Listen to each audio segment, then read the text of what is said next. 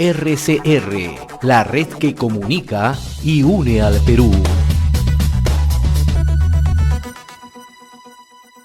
Saludamos a esta hora al señor Raúl Yaco Ruiz Sánchez, el vicepresidente de Finanzas de Estado de Perú, Cooper Corporation, y le agradecemos, como siempre, la gentileza que tiene con RCR, Red de Comunicación Regional.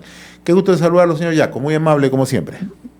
Igualmente, buenos días y un saludo a toda su audiencia y teleaudiencia.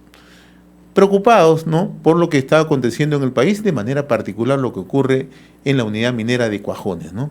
No es posible, ¿no?, que desde hace más de 40 días, ¿no?, la unidad minera no cuente con suministro de agua. Fue cortado de una manera abrupta, sin respetar los derechos de las personas, ni tampoco exista voluntad de diálogo, ¿no? ¿Qué es lo que está ocurriendo realmente en Cuajones, ¿no? ¿Cuál es la situación real en este momento, señor Yaco? Sí, muchas gracias por su pregunta y por este espacio. En realidad usted ha resumido muy bien lo que está pasando en la operación desde el punto de vista de, pues son 5.000 personas que desde hace 40 días no tienen agua, tampoco la operación minera tiene agua y por lo tanto los 2.500 puestos de trabajo que existen en Cuajone están en riesgo de perderse si esta situación se extiende por más tiempo.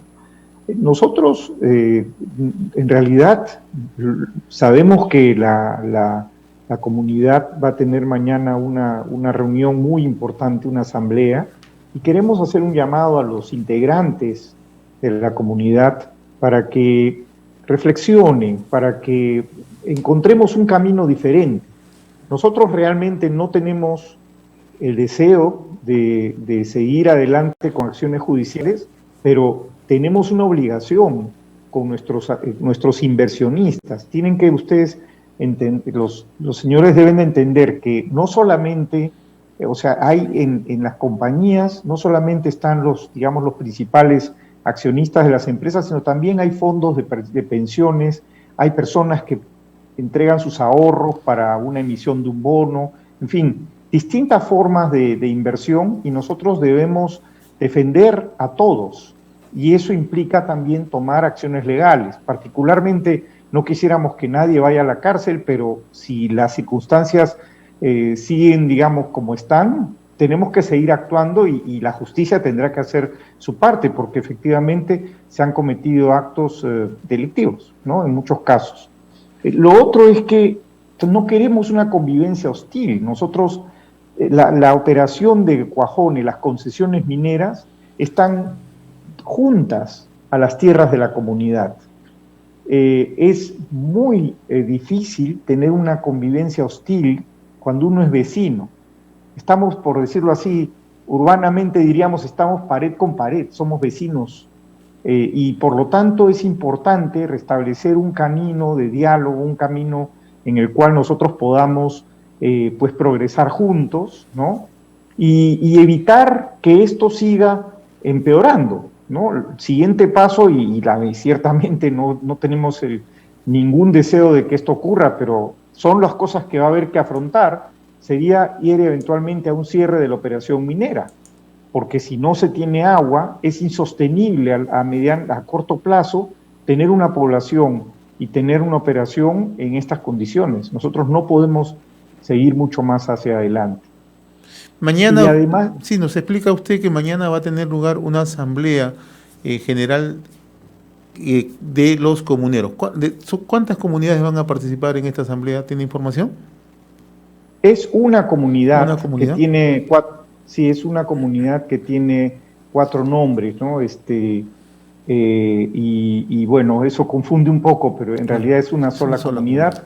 Son más o menos 472 personas, un poquito menos que ese número, y ojalá pues que haya un proceso de reflexión, porque no solamente se está afectando a la compañía y a las 5.000 personas que viven en Cuajone, que están viendo una situación terrible realmente. Nosotros tenemos un hospital que ha tenido que restringir sus actividades a lo mínimo, a la emergencia, digamos, porque no hay agua para abastecer a todo el hospital, ya no recibimos personas que requieren internarse, se están siendo redireccionadas a otros centros médicos de la compañía en la mina de Toquepala y en Hilo.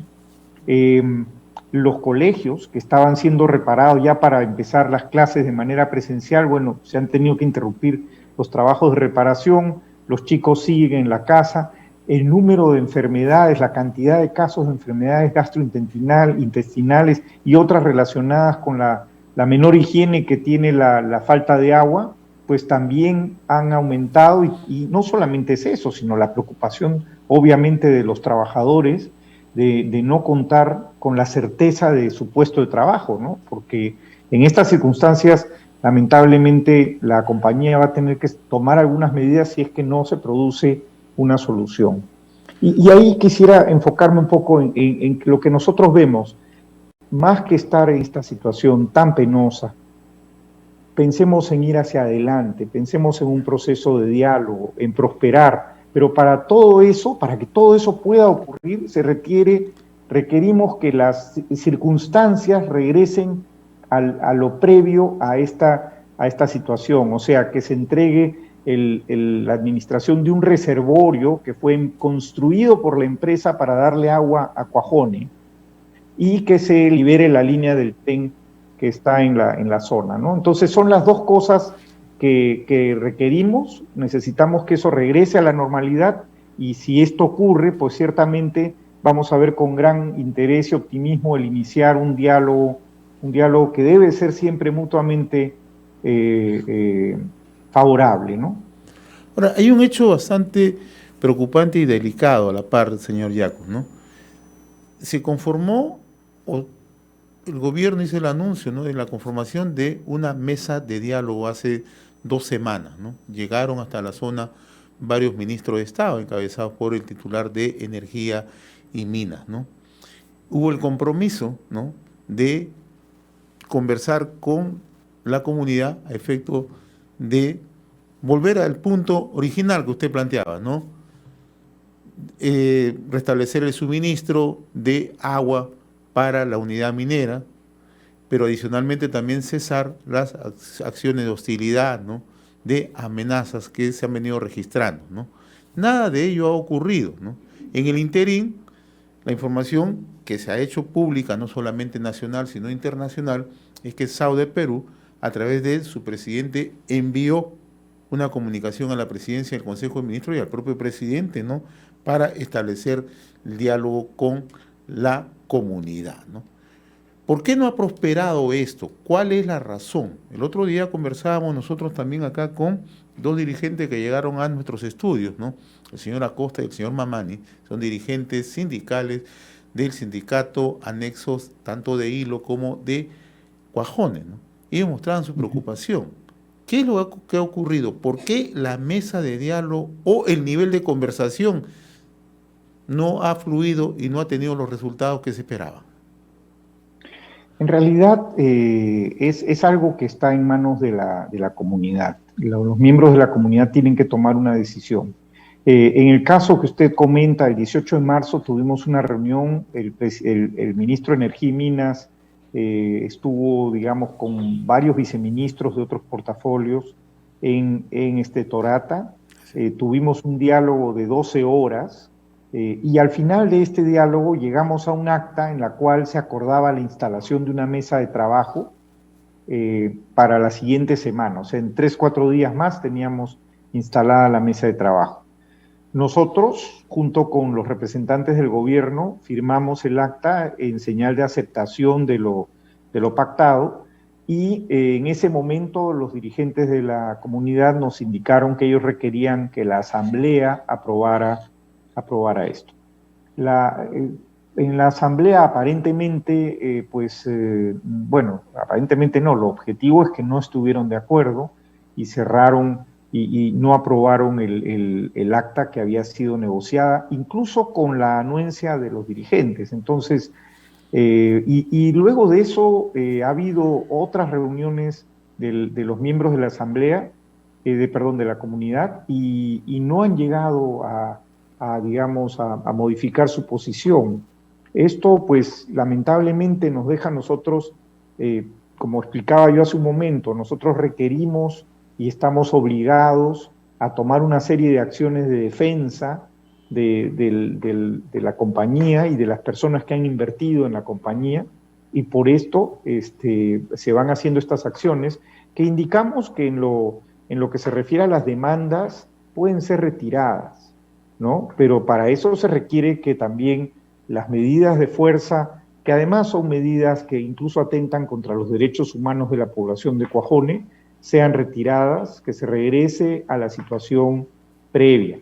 Y ahí nuestro interés y nuestro deseo, ojalá, que mañana la Asamblea pues decida tomar un camino diferente, que va ciertamente a ser más beneficioso para todos, porque nos va a permitir empezar un proceso de diálogo. Nosotros incluso aceptamos los puntos que la comunidad quiere que se discutan como parte de la mesa de trabajo. No tenemos ningún problema en discutirlos, ¿no?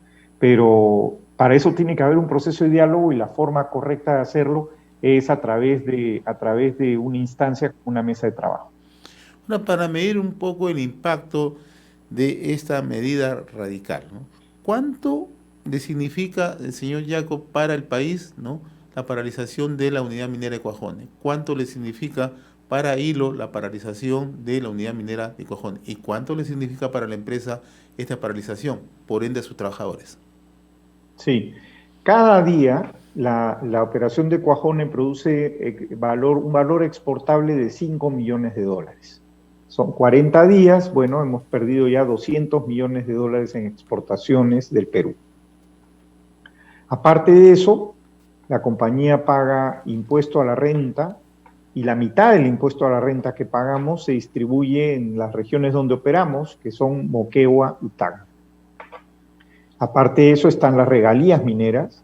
Para darle una idea, este año nuestra estimación de pago de regalías estaba en el rango de 250 millones para el año 2022. Como es obvio, si no hay producción, no hay pago de regalías. O sea, es así de sencillo. Y estos recursos, pues, bueno, uno ve que Moquegua en su infraestructura física está mejorando, está progresando, ¿no? Y estos recursos financian ese progreso y otras acciones y otros gastos que requiere justamente la región. Entonces, todo esto es lo que se está poniendo, digamos, en peligro, y además de eso, tenemos los puestos de trabajo que se pierden, no solamente de manera directa, que son 2.500 puestos de trabajo, sino muy importante, los puestos indirectos. Estos puestos de trabajo indirectos son más o menos 20.000. O sea, hay un costo, hay un ecosistema de empresas que dan distintos servicios, producen distintos bienes que son consumidos por la unidad minera de Cuajone, sea porque los trabajadores lo consumen en sus actividades familiares diarias o porque la empresa lo requiere para la operación de Cuajone. Entonces, es fuerte, el impacto de estas medidas es muy importante en la región y también en el país.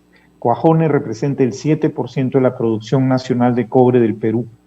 Entonces, en este momento eso se está, por ejemplo, perdiendo, no se está consiguiendo ese beneficio para el país. Ahora, los hechos que vienen aconteciendo en el país ya no son aislados, señor Jacob, ¿no? Si hacemos una remembranza muy rápida de lo que ha ocurrido en los últimos meses, ¿no?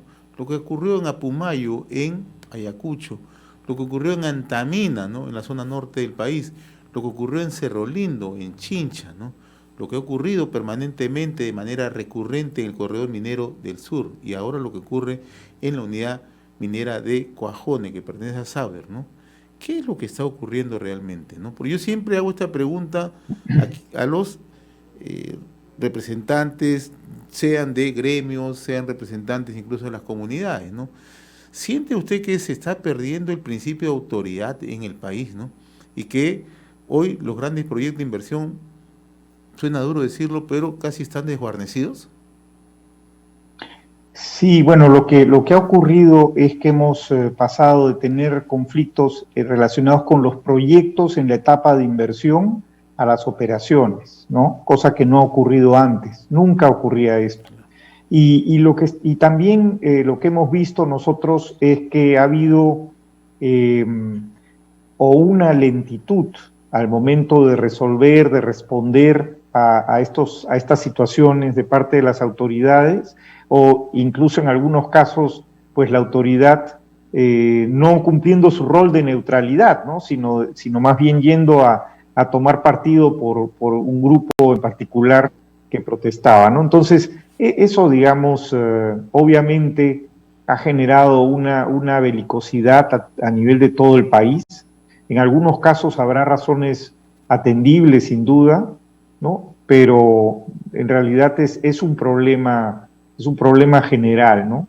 Eh, en parte puede ser yo creo que en algún momento se dejó de lado el concepto de que el estado de emergencia representaba un momento en el cual debían ya de tranquilizarse las cosas, y ahora aparentemente esa mirada ya no se mantiene a nivel de la sociedad, ¿no? Se lo preguntaba por qué, señor Yaco, ¿no? Porque las protestas y las demandas pueden ser atendibles, ¿no? Además, forma parte justamente del proceso de interacción social, ¿no?, que uno vive, ¿no? Pero de allí a atentar contra los derechos de las personas hay otro trecho, ¿no? ¿Y eso qué significa, no? Que en el Perú nos hemos acostumbrado en los últimos años, ¿no?, a atentar contra los derechos de las personas, bloquear vías, ¿no?, amenazar, ¿no?, generar muchas veces situación de miedo, ¿no? Y luego las principales dirigencias o quienes encabezan estas acciones de violencia, lo que dicen al final, dice, no queremos que se criminalice la protesta, ¿no? Estamos entrando a una situación bastante compleja, ¿no? Incluso lo hemos escuchado a propios ministros de Estado, ¿no?, bajo este argumento, ¿no? Sí, algo que se me pasó a comentar hace un momento es que también uno de los puntos que hemos notado es que los equipos de gestión de conflictos de las distintas entidades del Estado se han debilitado en general, ¿no? Yo puedo poner un ejemplo muy específico.